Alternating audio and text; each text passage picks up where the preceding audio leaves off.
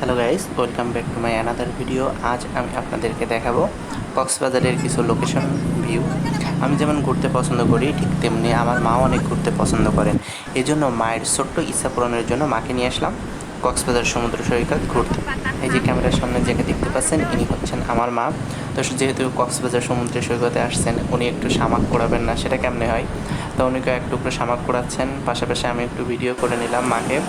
তো যেহেতু first time মা সমুদ্র সৈকত ভ্রমণ, মায়ের প্রশ্নের কোনো শেষ নেই, তার খুব ইচ্ছা ছিল সমুদ্র সৈকত ভ্রমণের। তো অবশেষে আল্লাহর রহমতে সেটা পূরণ করতে পারলাম।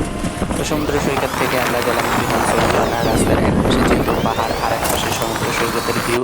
হিমছড়ি ঝর্ণার এই পথটা আমার অনেক বেশি পছন্দ হয়, আর আমি এই দিয়ে 4বার হিমছড়িতে আসলাম। তো এই চতুর্থবারের মতো আমি এখানে ঝর্ণার পানি দেখতে পেলাম। যেহেতু ওয়েদার ছিল বৃষ্টির মৌসুম, এর জন্য হয়তো বা ঝর্ণা দেখতে পারছি। তারপর একটু হিমছড়ি পাহাড়ে ওঠার চেষ্টা করলাম, যেহেতু মার হাটের সমস্যা, এর জন্য বেশি দূর উঠতে পারলাম না। ব্যাক করার সময় আবার একটু এক সাইড সমুদ্র সৈকত দেখতে দেখতে একটু ভিডিও করলাম। তো সবশেষে আবার বিকালবেলা নিয়ে গেলাম মাকে, আবার একটু বিচের পাড়ে নিয়ে গেলাম। তো ওয়েদার খারাপ থাকার কারণে ঘুরে তেমন একটা মজা পাইনি। তারপরে মানুষের এই ওয়েদারে উপচে পড়া ভিড়, সব মিলায় যেটুকু পারলাম, মায়ের ইচ্ছা ছিল অনেক দিনের